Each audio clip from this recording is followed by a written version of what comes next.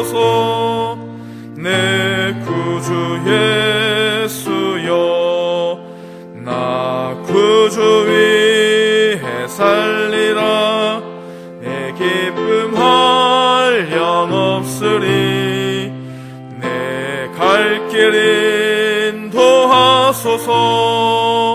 내 구주 예수여, 날 구원하신 예수를 일평생 의지하오니 날 영접하여 주소서.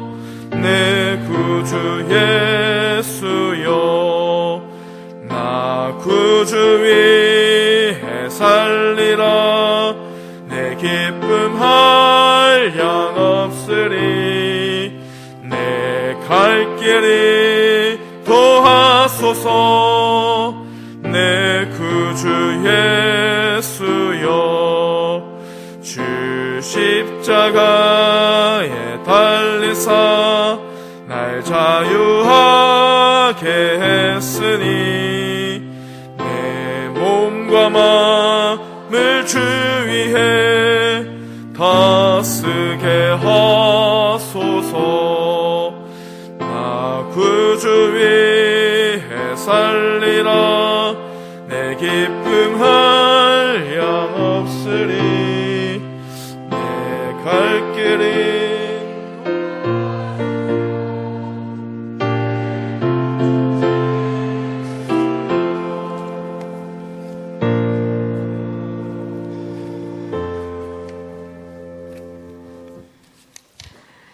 우리의 모든 죄악을 아시면서 우리를 사랑하시는 아버지 감사합니다. 하나님 앞에 의롭다고 내놓을 것이 하나도 없음을 고백합니다. 그럼에도 사랑하기로 작정하시고 구원해 주시니 감사드립니다. 하나님의 자녀라고 고백하면서 그리스도의 고난에 참여하지 못하고 세상과 타협하며 세상 사람들과 똑같은 모습으로 살아가고 있음을 고백하오니 용서하여 주시옵소서. 삶이 힘들고 고통스러울 때 주님이 정말 계신 것인지, 주님은 정말 나를 사랑하는지 의심할 때도 있었습니다. 그럴 때마다 주님의 십자가만 생각하면 제가 얼마나 어리석은 존재였는지 가슴을 치게 됩니다. 예수님의 죽으심은 간단하고 순간적이며 할 만한 것이 아니었음을 기억합니다. 예수님이셨으니까 하실만 했을 것이라 치부하지 말게 하옵소서. 완전한 인간으로 십자가를 지신 그 두려움을 이긴 사랑, 주님의 크고 놀라운 그 사랑이 얼마나 위대한 것인지 잊지 않게 하옵소서. 주님 한 분이면 충분합니다. 주님만이 복이고 주님만이 소망이며 주님만이 피난처이십니다. 우리의 삶에 고난이 닥칠 때 고난을 통해 우리를 축복하실 신실하신 하나님만 바라보게 하시고 오직 믿음으로 살아가게 하옵소서. 분주한 삶 가운데 그 어떤 일보다 하나님을 만나는 일을 가장 귀하게 여기며 살아가게 하시고 매 순간순간 하나님과 동행하는 삶을 살아내게 하옵소서. 하나님, 이 시간 특별히 도원 어린이집과 도원교회 교회학교를 위해 기도합니다. 세상에서는 인간의 행복이 최고라고 우리 아이들을 가르치고 있습니다. 우리 아이들에게 너만 좋으면 돼, 너만 행복하면 돼, 하나님 부모님보다 네가 더 중요해 라고 속삭이며 우리 아이들의 영혼을 흔들고 있습니다. 도원교회의 다음 세대들을 지켜주시옵소서. 오직 주님의 말씀으로 신앙의 훈련을 받아 믿음의 사람들로 굳건히 세워지길 원합니다. 생명이신 하나님의 말씀만을 믿으며 하나님의 말씀으로 세상의 소리를 분별할 수 있는 능력을 주시옵소서. 악인의 길에 서지 않고 의인의 길에 서게 하시고 하나님을 영화롭게 하는 삶을 살아가는 믿음의 세대들이 되게 하옵소서. 도원교회를 사랑하시는 하나님, 교회 건축을 시작하게 하신 분도 하나님이시니 마치시는 분도 하나님이실 줄 믿습니다. 교회의 건물이 우리의 자랑이 되지 않게 하시고 하나님만이 우리의 자랑이 되게 하옵소서. 도원교회를 통해 하나님의 뜻이 이 땅 가운데 이루어지게 하옵소서. 이 시간 선포되어지는 말씀을 통해 하나님의 마음을 알아가는 귀한 은혜의 시간 되게 하옵소서. 언제나 변함없이 우리를 지켜주시는 신실하신 예수님의 이름으로 기도드립니다. 아멘.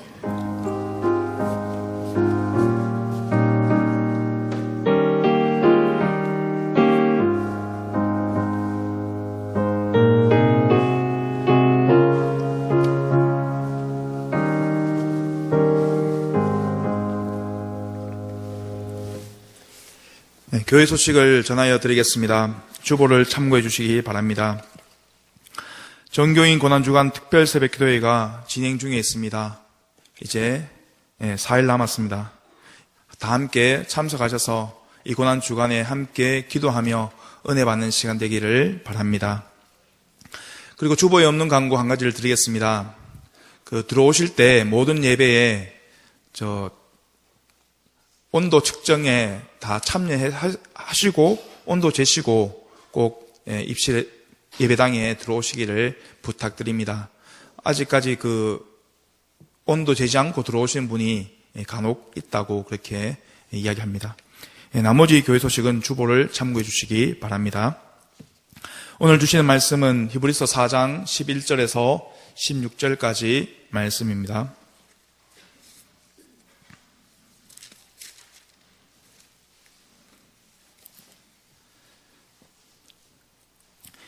히브리서 4장 11절에서 16절까지 말씀 한 절씩 교독해서 보도록 하겠습니다. 그러므로 우리가 저 안식에 들어가기를 힘쓸지니 이는 누구든지 저 순종하지 아니하는 본에 빠지지 않게 하려 함이라.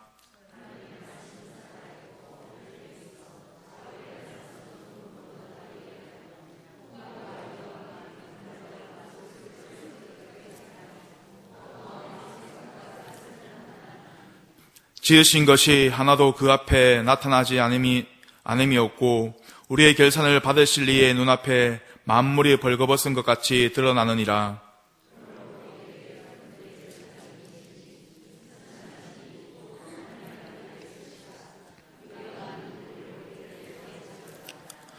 우리에게 있는 대제사장은 우리의 연약함을 동정하지 못하실 리가 아니요 모든 일에 우리와 똑같이 시험을 받으시니로되 죄는 없으시니라.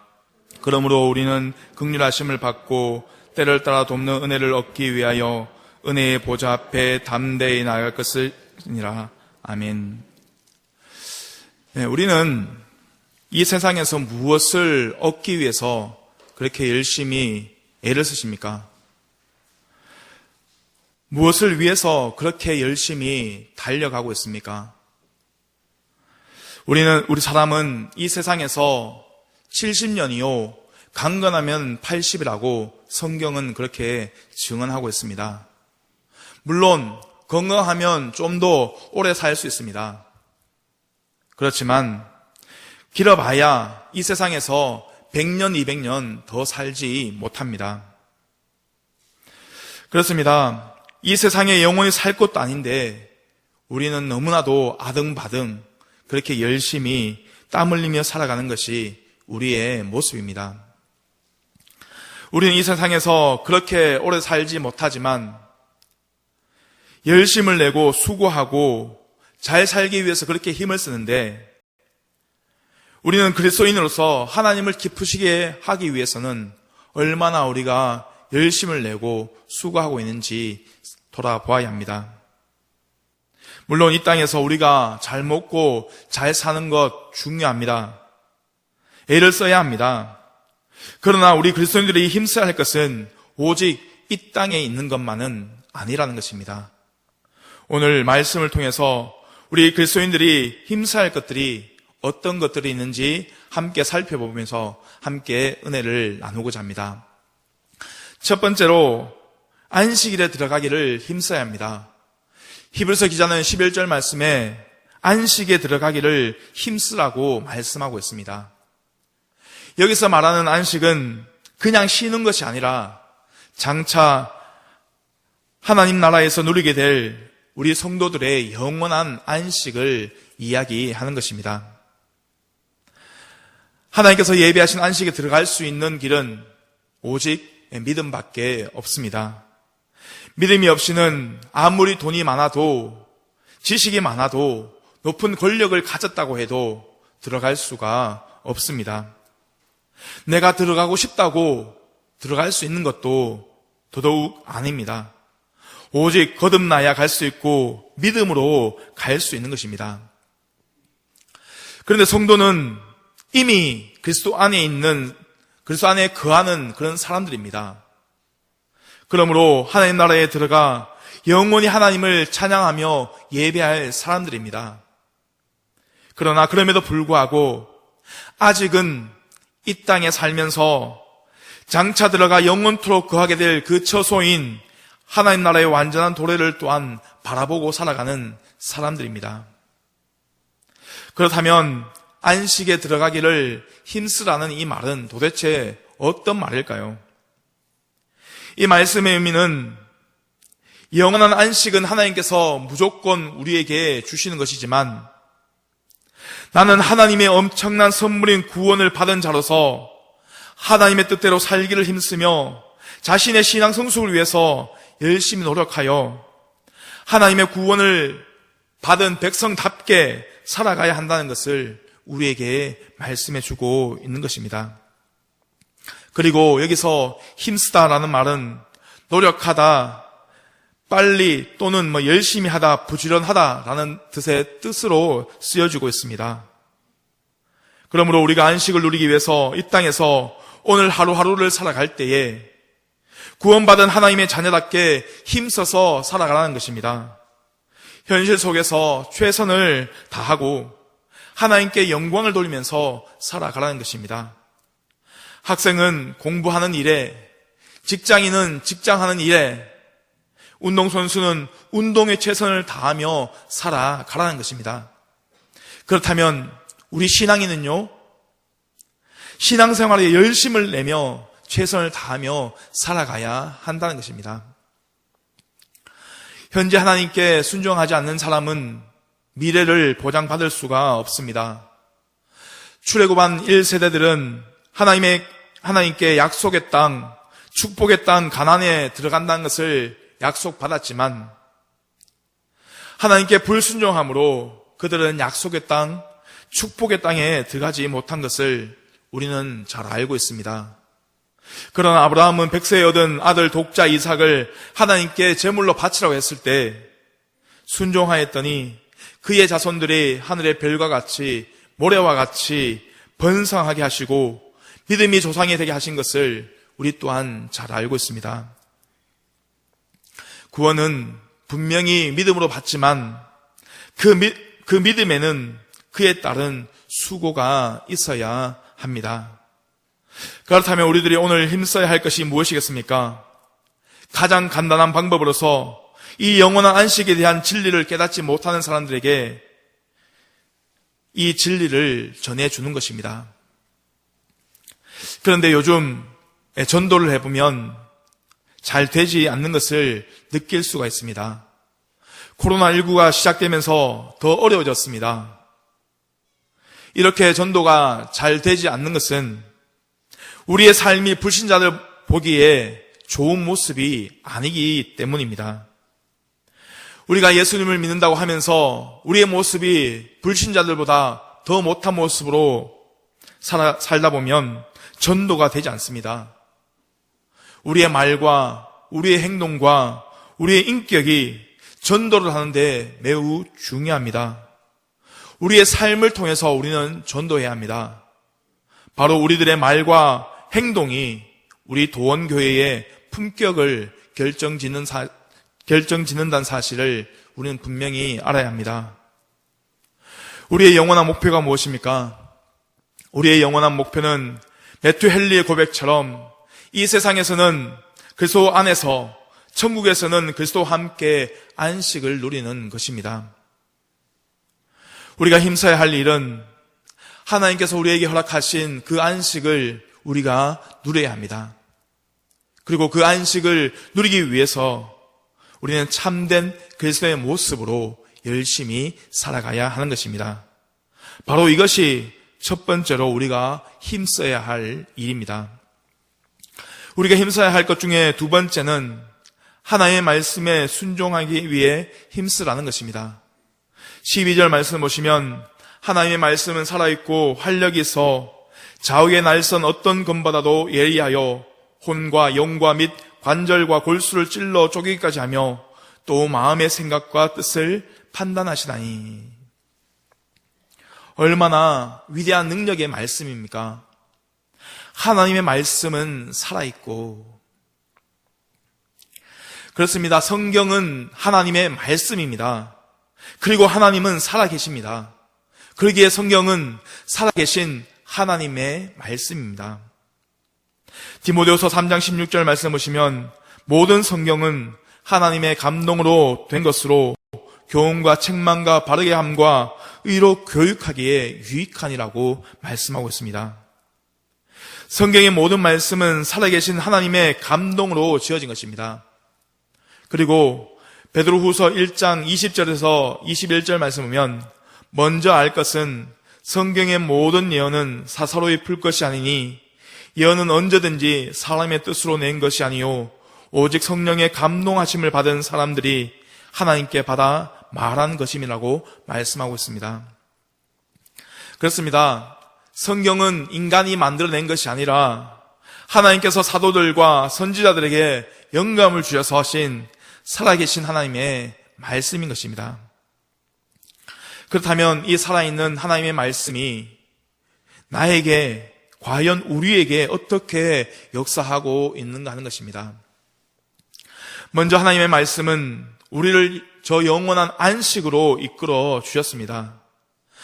만약 하나님의 말씀이 없었다면 우리는 안식에 대한 소망을 가질 수가 없었을 것입니다.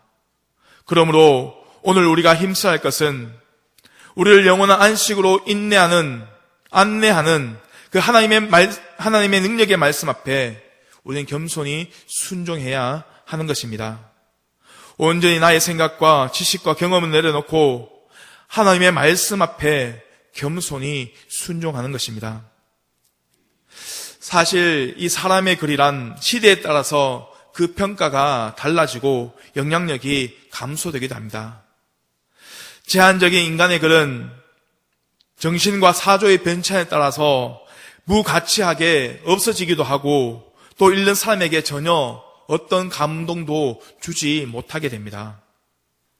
그러나 하나님의 말씀은 과거와 현재 그리고 미래에까지 또한 이 세상 어느 누구에게나 동일한 진리의 말씀입니다. 이 세상의 수많은 좋은 책들과 수상자들은 그리고 고급 종교의 경전들은 교훈과 규범을 제시하여 사람들에게 간접적인 그런 작은 영향력을 끼칠 수 있지만 하나님의 말씀은 그 자체가 살아있어서 역사하는 생명력이 있는 그런 말씀입니다. 그러므로 우리는 이 생명력 있는 말씀을 늘 가까이 하고 묵상하고 우리에게 말씀하시는 것을 깨닫고 그 말씀 그대로 순종하는 삶이 우리에게 필요합니다. 또한 이 말씀은 운동력이 있습니다. 이 말씀은 좌우의 날선 어떠한 것보다도 예리합니다. 하나님의 말씀은 인간의 혼과 영과 관절과 골수를 찔러 쪼개기까지 한다라고 말씀하고 있습니다. 이것은 하나님의 말씀이 우리의 가장 내밀한 곳, 가장 은밀한 곳을 파헤친다는 그런 말씀입니다. 그것은 우리의 영혼과 육체의 모든 부분을 관통하고 우리의 모든 생각과 우리의 모든 의도를 다 간파하고 있다는 것입니다. 따라서 우리가 하나님의 말씀을 가까이 하고 그리고 자주 대하면 대할수록 우리 자신의 연약함과 우리 재성에 대해서 더 깊이 발견할 수 있게 해주는 것입니다. 이처럼 하나님의 말씀은 우리의 영의 눈을 밝혀줘서 우리 자신이 어떠한 사람인지를 깨닫게 해주고 있습니다. 그러나 여전히 죄와 허물 가운데 죽어 있는 사람은 하나님 앞에서 자신이 어떠한 존재인지를 깨닫지 못합니다. 그러므로 우리는 늘 우리 자신들을 향해 되물어야 합니다. 하나님의 말씀이 우리 자신을 그렇게 찔러 쪼개는지, 하나님의 말씀이 우리의 가장 내밀한 곳에, 은밀한 곳에 침투하는지, 우리의 악한 마음의 작용들을 파헤치는지, 우리 속에 자리 잡고 있는 불의의 수령을 발견하게 해주는지, 우리들은 이 질문에 대해서 참으로 진지하게 답을 해야 할 것입니다. 오늘도 계속 살아 움직이시는 하나님의 말씀이 우리 속 깊은 곳에서부터 역사하고 있습니다. 그러므로 하나님께 순종하기를 원합니다. 말씀으로 우리에게 음성을 들려주시는 그 성령님께 순종할 수 있기를 원합니다. 우리들은 우리에게 주신 이 말씀을 사모하며 깊이 묵상하며 나아가기를 원합니다. 하나님의 말씀은 나를 영원한 안식으로 인도하는 안내서입니다. 하나님의 말씀은 우리의 눈을 밝혀 우리가 어떠한 존재인지를 알게 해줍니다. 그러므로 하나님의 말씀을 사랑하시기를 원합니다. 하나님의 말씀을 믿고 말씀 안에 순종하기를 힘쓰며 말씀을 쫓아가 날마다 능력 있는 삶을 살아가는 우리 믿음의 성도님 되시기를 바랍니다. 세 번째는 예수 그리스도를 굳게 붙잡는 데 힘을 쏟아야 합니다. 믿음의 도리이신 예수님을 우리는 굳게 붙잡아야 합니다. 우리의 소망이 되시고 우리의 구원자 되시는 예수님을 우리는 굳게 붙잡아야 합니다. 예수님은 우리의 영원한 큰 대제사장이 되어주셨습니다. 이 땅의 대제사장은 자신도 불완전하여 1년에 한 번씩 동일한 속죄 제사를 반복적으로 드리고 있지만 예수 그리스도는 자신의 몸을 친히 희생제물로 삼아서 단 한 번 하나님께 속죄 제사를 드림으로써 내 죄뿐만 아니라 모든 인류의 죄를 단번에 씻어주신 대제사장이십니다. 영원히 죽을 수밖에 없는 죄인을 구속하신 예수 그리스도의 구속의 은혜를 늘 감사드리며 저희는 그 은혜에 늘 보답하며 나아가야 할 것입니다. 우리가 믿는 예수님은 대제사장으로서 하나님과 우리 사이의 중보자이시고 하나님 앞에서 우리를 변호하시고 우리를 도우시는 변호자이십니다. 그런데 지금은 승천하셔서 하나님 보좌의 우편에 앉으신 하나님의 아들이시기 때문에 그 어떤 대제사장보다도 그 지위와 권위가 가장 높으신 분이시고 가장 크고 위대한 분이십니다. 우리가 믿는 예수님은 시시한 분이 아니십니다. 우리가 믿는 예수님은 형편없는 예수님이 아니십니다. 오늘 14절 말씀은 우리가 믿는 예수님이 높고 위대하신 대제사장이시오 승천하신 하나님의 아들이심을 우리에게 강력하게 말씀해주고 있습니다.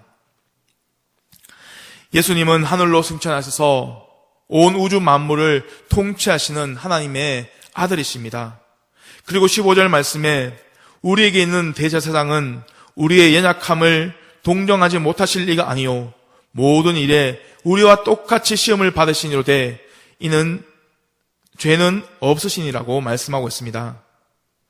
여기에서 우리의 연약함을 동정하지 못하실 리가 아니요. 참 이 말씀은 참 감사한 말씀입니다. 너무나도 고마운 말씀입니다. 그분은 우리의 연약함을 동정하신 분이십니다. 다시 말하면 우리 인간들의 연약함과 고통에 직접 함께 동참하신다는 그런 뜻입니다. 우리 인간들이 고난과 고통을 겪을 때에 우리 주님께서 우리와 함께 그 고난에 동참하셔서 경험하신다는 것을 말씀하고 있습니다. 우리가 복음서를 보면 예수님께서 여러 가지 정서적 어려움을 겪게 된 것을 우리는 볼 수가 있습니다. 예수님께서는 성전에서 장사하는 무리들을 보시고 분노하셨습니다. 또 예수님은 나사로의 죽음을 보시고 슬퍼하시며 눈물을 흘리셨습니다. 심지어는 십자가를 눈앞에 두고 기도하실 때 심히 고민하여 죽게 될 정도의 고통을 경험하셨습니다. 우리 예수님도 죽을 지경으로 고민을 경험하신 분이십니다. 예수님께서는 인간의 연약함을 직접 경험하셨습니다. 그래서 우리 인간이 얼마나 연약한지를 잘 아십니다. 우리 인간이 얼마나 자주 좌절과 낙심에 빠지는지, 얼마나 자주 슬픔과 우울에 빠지는지를 너무나도 잘 알고 계십니다. 또 우리가 얼마나 자주 분노에, 미움에 사로잡히는지도 잘 알고 계십니다. 직접 경험하셨기 때문에, 인간의 연약함을 잘 아시기 때문에 우리를 너무나도 잘 이해하시고 동정해 주시는 분이십니다. 더 나아가서 대제사장인 예수님께서는 모든 일에 우리와 한결같이 시험을 받으신 분이십니다. 물론 그분은 죄가 없으신 분이십니다. 완전하시고 흠과 티가 없는 분이십니다. 깨끗한 분이십니다. 정결하고 순결한 분이십니다. 그러면서도 성령의 인도를 받아서 광야로 가셨고 거기에서 마귀에게 시험을 받으셨습니다. 우리 인간들이 가장 빠지기 쉬운 유혹들인 재물과 명예와 권력에 대한 그런 시험이었습니다. 그런 마귀의 유혹을 다 경험하셨기 때문에 우리 인간이 얼마나 죄에 빠지기 쉬운지를 알고 계십니다. 인간이 얼마나 죄악된 존재인지를 아십니다. 얼마나 인간이 재물의 유혹에 빠지는지, 명예와 권력에 흔들리기 쉬운지를 알고 계십니다. 인간이 얼마나 도덕적으로 윤리적 타락에 빠지기 쉬운지를 우리 예수님은 너무나도 잘 알고 계신다는 것입니다. 그래서 우리 예수님께서는 우리 인간들이 연약해 있을 때에, 시험에 빠져 있을 때에 그것을 다 아시고 이해해 주시고 동정해 주십니다. 그리고 하나님께 인간의 죄와 실수에 대해서 변호해 주십니다. 우리 인간을 도와주십니다. 바로 이것이 우리 주님의 놀라운 은혜인 것입니다. 우리의 연약한 것을, 우리가 자주 시험에 빠지는 것을 보시고 어찌 그렇게 지지리도 못나서 맨날 그 모양이냐고 꾸중하지 아니하십니다. 우리 주님께서도 친히 경험하셨기 때문에 그것을 다 아시고 이해하시고 동정하시고 도와주시는 분이십니다. 우리 예수님께서는 위대하신 대제사장, 높으신 대제사장, 크신 대제사장이시지만 동시에 우리 인간들의 연약함과 시험 당하는 것을 직접 경험하여 아시기 때문에 우리를 이해하시고 도와주십니다. 우리가 지난 날을 돌이켜보면 우리가 얼마나 연약했는지, 얼마나 많은 시험에 빠졌는지 참 돌이켜보면 부끄럽기 짝이 없습니다. 그러나 우리는 분명히 기억해야 합니다. 우리 주님께서는 우리가 연약할 때에, 우리가 시험 당할 때에 그 자리에 함께 계셨던 것입니다. 그래서 우리의 연약한 것을 아시고 이해하시고 동정하시고 도와주신 것입니다. 우리는 주님의 이 은혜에 늘 감사하며 온전한 예수님을 굳게 붙잡는 데 힘을 쓰는 우리 모든 성도님 되시기를 바랍니다. 거룩하신 하나님 아버지, 은혜와 사랑을 감사드립니다. 우리가 이 세상을 살아가면서 사라질 안개와 같은 이 세상의 것에만 힘쓸 것이 아니라 영원한 안식에 들어가기를 힘쓰고 하나님의 말씀에 순종하기를 힘쓰고 우리의 모든 죄를 담당하시고 우리의 모든 형편을 다하시는 영원한 대제사장 되시는 그 예수 그리스도를 붙잡는 데 힘쓰는 우리의 삶이 되도록 주님 도와주시옵소서. 그래야 날마다 우리에게 공급해 주시는 놀라운 은혜와 능력을 경험하는 우리의 삶이 되도록 인도하여 주시옵소서. 모든 것을 감사드리며 예수님의 이름으로 기도드립니다. 아멘.